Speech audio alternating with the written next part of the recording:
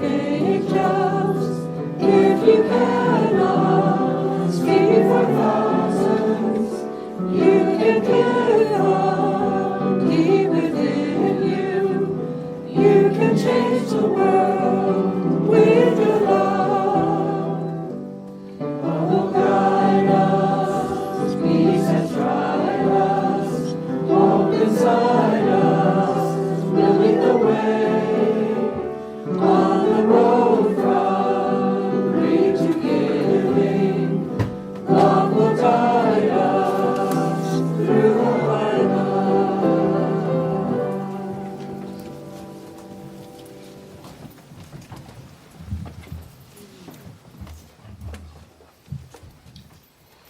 And now I'd like to introduce our speakers today. They are our own Mark Oelerking and Jim Reay. Mark and Jim met through a mutual friend 37 years ago and have been together ever since.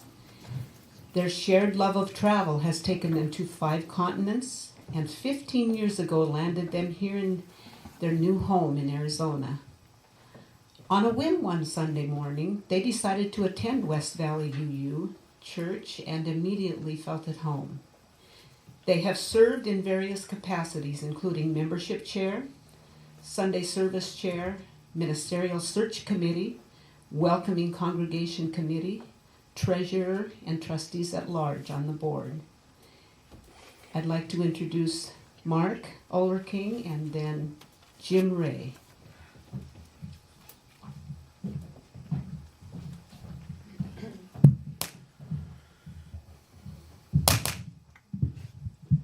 Thank you, Anna.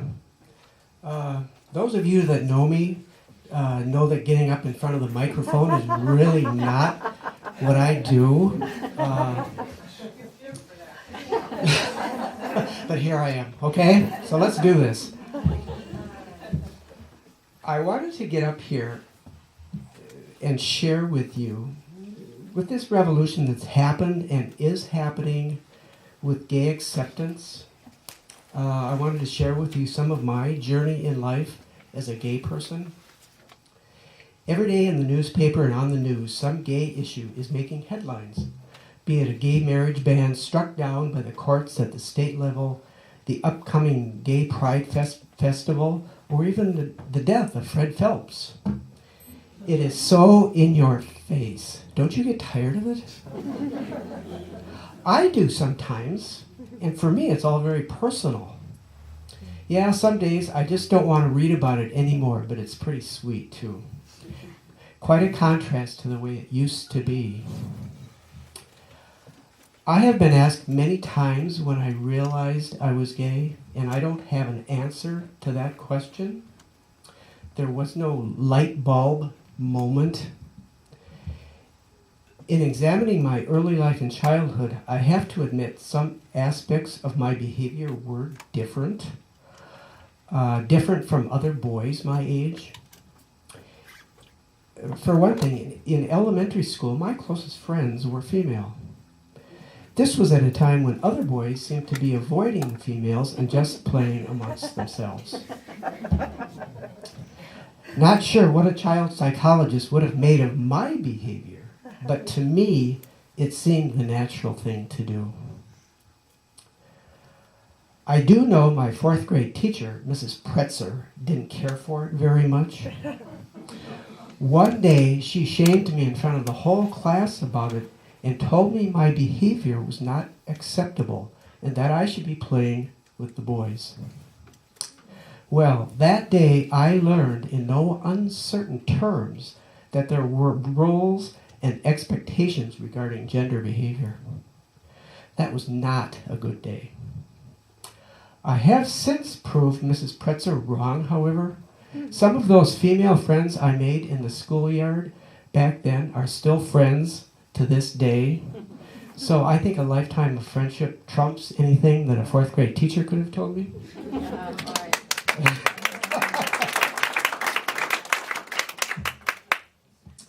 Puberty can be confusing and difficult for any teen, and to say mine was confusing and difficult would be a major understatement. Those roles and expectations first made clear to me in the 4th grade were only the beginning.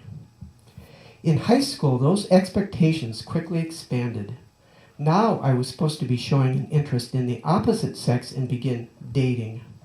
All I knew was that I had no interest in those things that I was supposed to be doing. By this time, I was getting glimpses of the person I was becoming, and I didn't like what I was seeing. What little information I had of homosexuality, if you can actually call it information, was that it was something unspeakable, disgusting, and vile. I had nowhere to turn or nobody to go to with my feelings. Survival required that I deny that such feelings were even happening, and I stuck them down as far as they would go. I just couldn't believe that such a thing was happening to me. This is when I started taking refuge in drugs and alcohol. I quickly learned that numbing my feelings was the answer to all my problems. But that's a whole other story. When I hear of young people today coming out in high school, even with today's level of acceptance, I can only admire and marvel at their courage. My college years were difficult and became a time of hiding and keeping secrets. I could no longer deny to myself that I was gay and preferring the company of men. Simply put, I could just not accept this part of myself. This was 1970, only a year after the Stonewall riots in New York City, which was the birth of the modern gay rights movement. My shame and fear of being found out controlled a lot of my life. Campus life and my peer group were presenting their own expectations for me, and it was becoming more difficult to keep this awful secret. What was I to do? My use of drugs and alcohol continued as my feelings of loneliness and isolation intensified. There was a small and obscure gay group on campus, but it was very underground. There would be small ads in the classifieds of the student newspaper advertising gay party with a phone number to call. However, my fears kept me from pursuing any of that. One day in the lobby of the student union, this gay group had a table set up dispensing information. I don't remember how they were labeling themselves, but it was obvious who they were. There they were, right in front of me. Two men sitting at a table, supposedly just for the benefit of such people such as myself. It was between classes and hundreds of people were walking by. I so badly wanted to speak to those men, but what if someone I knew saw me? Yes, my fear and shame won out. Here, 44 years later, I cannot accurately convey to you what I went through that day. I do remember crying in the car all the way home. This incident is only an example of the conflict I was feeling most of the time. Today, there is a full LGBT resource center sanctioned by the university in that same student union. If only. In my senior year, there was a bar downtown that on Friday nights men were reportedly dancing together. Boy, did that cause a stir in the community and drove the city fathers crazy. Such goings-on were not to be tolerated. I don't remember the outcome of that controversy, but they probably made the bar do something about it. It's kind of funny to think about now. Graduation from college and my first job was a turning point in my life. I thought moving to a city where no one knew me would eliminate my fear of being discovered, but it did not. All that fear, shame, and self-doubt had become too ingrained to easily be overcome. One day I noticed an ad in the classifieds of the daily newspaper. There's those classified ads again. It was a very small ad that simply said, "Tired of covering up? If so, call Gay House Counseling Service." The next day, it was in the newspaper again with, "When excuses run out, call us. We can help." Well, I called the phone number, and my life changed forever. This counseling service ran coming out groups, and I became involved in one of them. Can you imagine? Here I was in a group of gay men who had experienced and felt the same things I had. We all learned together to slowly break down the walls we had built to protect ourselves and start down that long road to self-acceptance. As long as I live, those early days and weeks in that group will remain special in my heart. Coming out was a slow process. By first coming out to trusted friends and always calculating the risk of who to tell next. Those first couple of years were difficult and exhilarating all at the same time. Someone advised me once in those early days that I shouldn't feel like I have to tell everyone that I was gay, and that I should just live my life honestly and to be true to myself, and the rest will take care of itself. It was advice I took to heart and still try to practice today. Fast forward a couple of years and I meet Jim. Again, my life changes forever. I am one of the lucky ones, actually. Yes, those initial years of coming out were very hard, but I have never been the victim of a hate crime or violence. It can still happen today on the streets of Phoenix. One of the worst examples of this, and I just learned this myself not too long ago, was a gay bar fire in New Orleans back in 1974. The bar was on the second floor, and the stairwell leading up to it was set on fire by an arsonist. Circumstances prevented many from escaping, and 29 people burned to death that day. The arsonist was never brought to justice. Some say it was because the police never tried very hard to find him. I am one of the lucky ones. My family did not reject me. Coming out to my mother and dad is probably one of the hardest things I have ever done. Jim and I had been together for a couple of years by this time. Well, both mom and dad were a bit shocked, to say the least.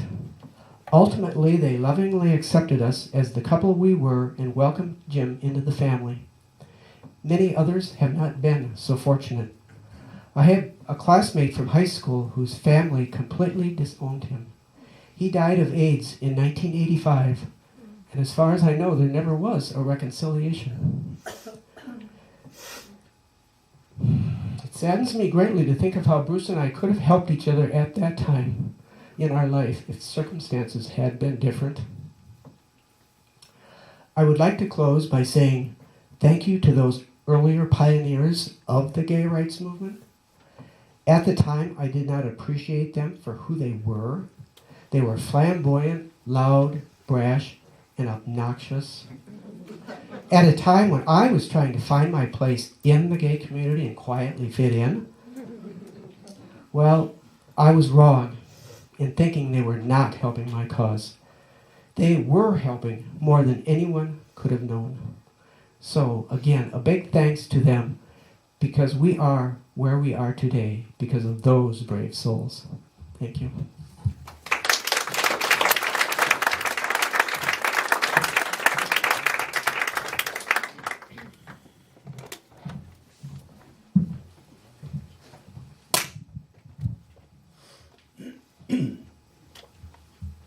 I was born 4 years before Mark in 1948. Life was pretty good for the middle class back then. My parents married young and left their Iowa home to start a new life in Minnesota, the land of 10,000 lakes. I became the lucky fourth child in a growing brood of 8 children, 4 boys and 4 girls. Other than neighborhood friends, from an early age, my social sphere was clearly centered at Minnetonka Baptist Church. Some of my earliest memories remind me of how I was attracted to men. Superman comics and television westerns left me in awe. Dale Evans had a nice singing voice, but I felt she got in the way of Roy Rogers' exciting cowboy adventures. Bonanza on Sunday nights, a dream come true, a whole house full of men, even Hop Sing the cook.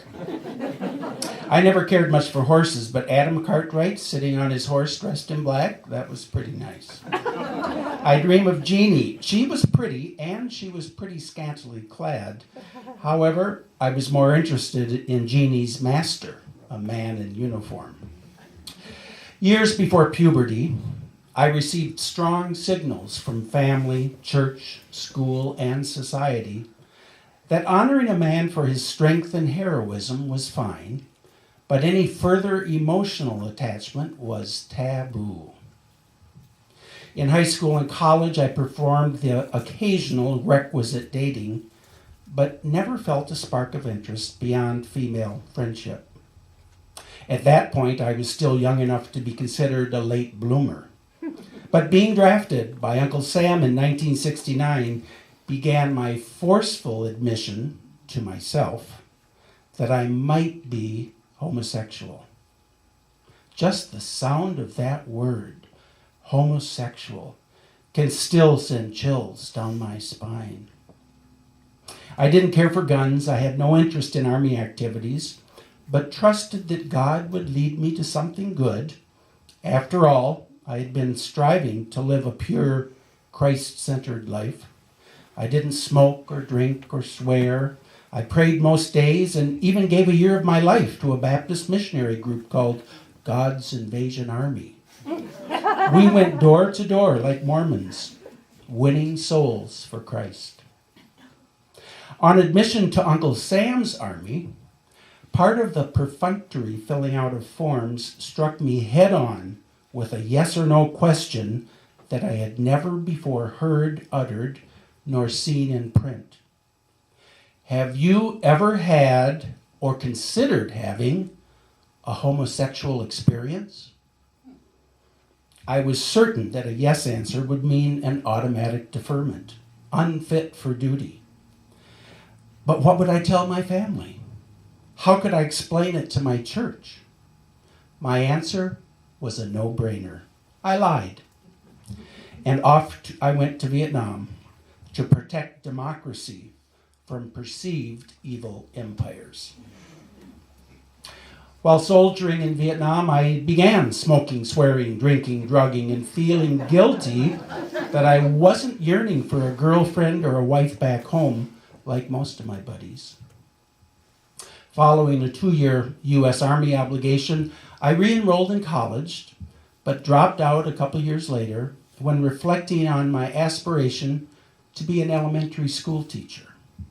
What would society say if they found out that I was homosexual? I moved out of my childhood home, rented my first apartment, and pursued my first full-time job. Still not dealing honestly with my sexuality, things came to a head when I was 23. One sunny summer Sunday, I received a rare telephone call from my dad. It was short and direct. James, my family still calls me James, we're having a family meeting this afternoon and I want you out here at 1 o'clock. I didn't go to that meeting, knowing full well that it was going to be a confrontation against me, lambasting me for living with another young man and no longer dating girls. I knew that my parents and siblings' greatest ammunition against me would be quotes from the Holy Bible. It's right there in Leviticus, spelled out plain and simple. You may buy male and female slaves from among nations that are about you. Oh, excuse me, that's not the right verse. If a man commits adultery with the wife of his neighbor, both shall be put to death. Oops, that's not it either. How about everything in the waters without fins and scales is an abomination to you? So much for dining at Red Lobster. Well, let's use Jesus' example and see what he said in the New Testament. Well, unfortunately, according to my red letter edition of the King James Bible, Jesus said a lot about being kind to others, but not a word about homosexuality. Frankly, I'm nauseated by self-described Christians babbling on about hating the sin but loving the sinner, while cherry-picking a verse here and there from ancient copies of transcripts of centuries ago, written by a few men who didn't even know where the sun went at night. To this day, I remain at odds with my siblings regarding my lifestyle. Not once has any family member told me that they love me for who I am. A sad commentary on familial togetherness, respect, and love. I'm enrolled in a wordsmith class at Rio Salado College. Our assignment at each session is to write about one assigned word. Recently, the chosen word was provocative. This is one paragraph that I wrote about provocative. Although a Super Bowl halftime show wardrobe malfunction provoked havoc a decade ago, social media has transformed into today's primary source of extraordinary provocation. Whether it's a selfie by a noted politician or a scathing political statement beamed to the universe, it is dismaying that Facebook doesn't have a big fat dislike button as a valid reaction to distasteful postings. I found the recent brouhaha surrounding Duck Dynasty mildly irritating but not surprising statements from an apparently self-proclaimed evangelical redneck. What riled me was my family members posting their support for what I consider racist and homophobic remarks. It dismays me that on Facebook some of my family members post and like negative statements that they would never say to my face and that to me are repulsive. I like what my partner Mark said. Everyone has the right to say what they think, but sometimes it simply makes sense to just keep your mouth shut. A number of years ago, Mark told me that if there was a pill he could take to make him straight, he would not take it because of all the effort and strife it took to get him where he was. At the time, I certainly didn't feel that way, nor did I fully comprehend his reasoning. Today, I would not take a magic pill to make me straight. However, a magic pill to make me thin, I'd have to think about that. Finally, I'm happy and yes, proud to be gay. My lifelong struggle with sexuality acceptance has made me a stronger and better person. I have more empathy for others. I am more optimistically curious. I am a contented free thinker, no longer believing what other people say just because they say it. I was raised on dogma in a black and white world in a church stressing memorization and following the status quo. Questioning authority was not just discouraged, it was condemned, especially the authority of the Bible, that is, as my church interpreted the Holy Scriptures. Now I can smile when reading email and Facebook comments that I call Jesus talk or Bible speak. I used to talk that way, giving God credit for everything, blaming him for nothing. For years I prayed for a perfect world wherein everyone would be the perfect kind of Christian, just like me. My niece recently lost 30 pounds, and she gives all the credit to God. I guess whatever turns your crank, whatever works for you. For me, it is simply rational to depend upon my own intelligence to make life-changing decisions. I am grateful for my association with this church. This Unitarian Universalist faith allows me and encourages me to be the best person I can be without conforming to dogma or expectations of a religious hierarchy. Today I stand here in a Standing on the Side of Love t-shirt.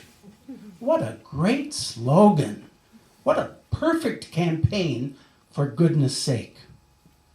Like the golden rule, standing on the side of love encourages a positive attitude towards social ills. I believe that Martin Luther King Jr., Mahatma Gandhi, and even Jesus Christ himself would be proud to stand here next to me this morning wearing Standing on the Side of Love t-shirts. I am amazed and thrilled that acceptance of gays, lesbians, bisexuals, and transgenders is growing. It now seems possible, even probable, that Mark and I will someday enjoy the privilege of celebrating our own marriage and enjoy the hundreds of privileges that marriage guarantees. I'm thankful and proud that Unitarian Universalists have been standing on the side of love for decades. Unitarian Universalists were involved, and some died, in the civil rights struggle of the 1960s. Unitarian Universalist churches have performed gay unions since the 1970s. And now we can join hands in hand, standing on the side of love, not only for LGBT community, but for detainees' rights, immigration rights. Last month, Mark and I spent an interesting and important UU Day at the legislature on the state capitol grounds in Phoenix with Unitarian Universalists from throughout Arizona. During a break on the beautifully manicured lawn, I enjoyed a conversation with Chandler's Valley Unitarian Universalist congregation, Reverend Andy Burnett. I asked Pastor Andy, "Why do you call yourself a UU Christian?" He replied that he is not a believer in Jesus, but he is a follower of Jesus. He doesn't believe virgin birth or physical resurrection, but he finds meaning and satisfaction in following Jesus' central message of goodwill. Be kind and helpful to others. Next weekend is Phoenix's Pride Festival. Most cities celebrate in June, but by then it's a little too warm for parades here in the Valley of the Sun.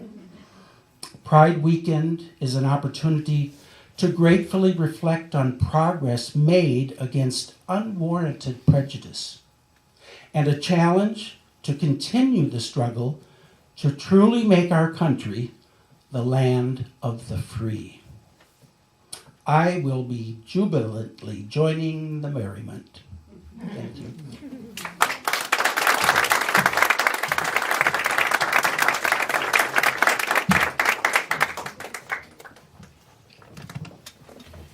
Thank you, Jim and Mark. That was outstanding. And now, if you would stand, if you're able, and we will sing hymn number 298. Wake Now My Senses.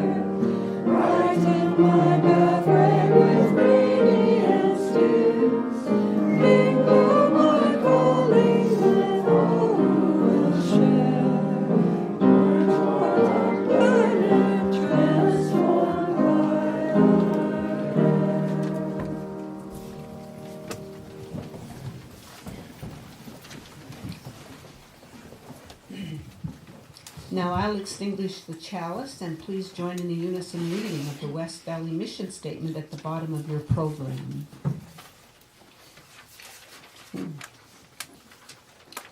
This church provides a safe place to celebrate diversity, draw inspiration for our lives, foster social and environmental justice, and compassionately support each other in our spiritual searches.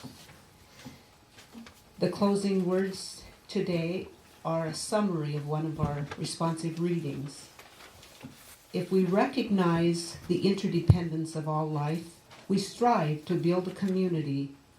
The strength we gather will be our salvation. If you are black and I am white, if you are female and I am male, if you are older and I am younger, if you are progressive and I am conservative, if you are straight and I am gay, if you are Christian and I am Jewish, it will not matter. If we join spirits as brothers and sisters, the pain of our aloneness will be lessened, and that does matter. Thank you.